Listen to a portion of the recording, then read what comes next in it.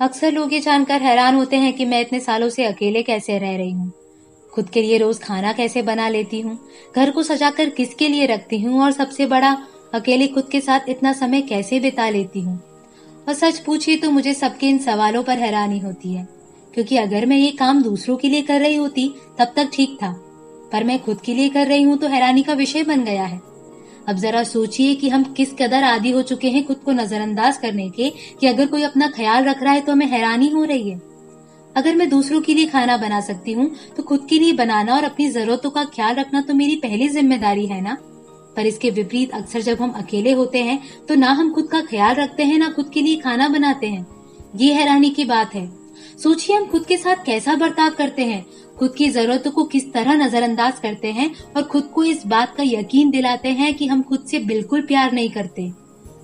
दूसरों के प्रति हमारी क्या जिम्मेदारी है ये सब हमें सिखाते हैं, पर खुद के लिए हमारी क्या जिम्मेदारी है ये हमें कोई नहीं सिखाता। पहला शख्स जिसके जरिए हम इस दुनिया के संपर्क में आते हैं वो हम खुद हैं। तो क्या हमारी सबसे पहली जिम्मेदारी हमारे प्रति नहीं बनती? क्या हमारा पहला कर्तव्य ये नहीं है कि हम खुद का ध्यान रखें, खुद की जरूरतें पूरी करें, खुद के सपनों को पूरा करने की कोशिश करें और खुद के बुरे वक्त में खुद का हाथ पकड़कर ये कह सके कि मैं हूँ तुम्हारे साथ और जब तक मैं हूँ तब तक तुम्हें कुछ नहीं हो सकता। इस दुनिया में ऐसा कुछ नहीं है जो हम ठीक नहीं कर सकते। जब हम दूसरों के दर्द को समझ सकते हैं, उन्हें सांत्वना दे सकते हैं, तो खुद के दर्द को क्यों नजरअंदाज कर देते हैं? क्यों नाराज होने पर खुद को भूखा रखते हैं? क्यों खुद के दुख को नहीं पहचान पाते? क्यों खुद को तकलीफ देते हैं?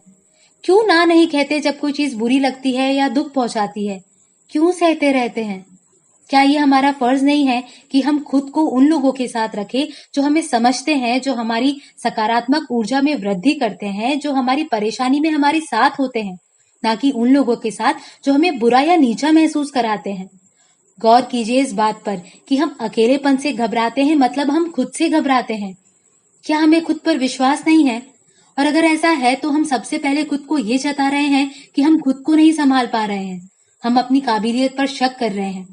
अजीब है ना कि हम अकेले खुद के साथ वक्त नहीं बिता पाते, हम खुद को जानने की कोशिश नहीं करते, खुद से प्यार नहीं करते, इसीलिए अपने सपनों को पूरा करने के लिए अकेले हिम्मत नहीं जुटा पाते। हम डरते हैं लोगों से, समाज से, असफल होने से। हम खुद को ये नहीं समझा पाते कि कोशिश करना महत्वपूर्ण है, सफल या असफल होना तो बात की बात है। और दूसरे क्या सोचते हैं हमारे बारे में, इससे महत्वपूर्ण ये बात है कि हम क्या सोचते हैं अपने बारे में।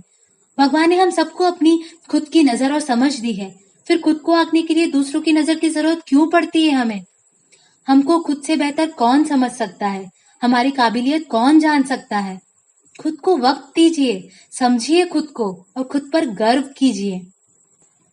आपको नहीं लगता हम दूसरों की हाँ और ना से इस कदर प्रभावित हो जाते हैं जैसे हमारे लिए खुद की कोई अहमियत ही नहीं है? हम खुद को दूसरों की नजर से देखते हैं और उनकी नजर में अच्छा बनने की कोशिश करते हैं। क्या इसके विपरीत ये नहीं होना चाहिए कि हम खुद की नजर में अच्छा बने, खुद के अंदर छुपी प्रतिभा को बाहर निकाले, उसे निखारे, खुद का विकास करे और दूसरों से प्रभावित होकर उनकी नकल करने की जगह जो हमारा खुद का है उसे संवारे? एक बात समझिए, अगर हम खुद की जिम्मेदारी नहीं उठा सकते तो हम दूसरों की जिम्मेदारी भी ठीक से नहीं उठा पाएंगे। खुद को गलत करने से नहीं रोक पाएंगे तो दूसरों को क्या सलाह देंगे? मत इंतजार करिए कि कोई और आकर आपको प्यार करेगा, आपका ख्याल रखेगा, आपको सही गलत बताएगा। ये सब खुद के लिए खुद से करना सीखना होगा हमें। अगर दूसरों से मिल जाता है तो इसे अपना भाग्य मानिए, पर खुद की जिम्मेदारी से मत भागिए। खुद को बहकने से, गलत राह पर जाने से, गलत इंसान के साथ रहने से, जहां आपकी कद्र नहीं है वहां रुकने से, गलत बात की जिद करने से रोकिए। पर हाँ, खुद से प्यार करने का मतलब ये बिल्कुल नहीं है कि आप दूसरों को दुख पहुंचा सकते हैं ताकि आपको दुख ना पहुंचे।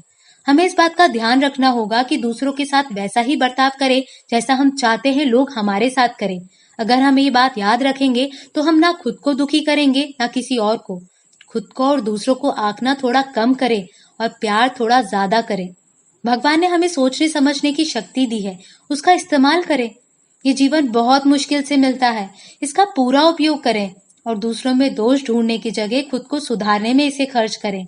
इस दुनिया में न जाने कितनी चीजें हैं जिसके बारे में अब तक हम जानते भी नहीं हैं। अपना समय उन्हें सीखने में लगाएं।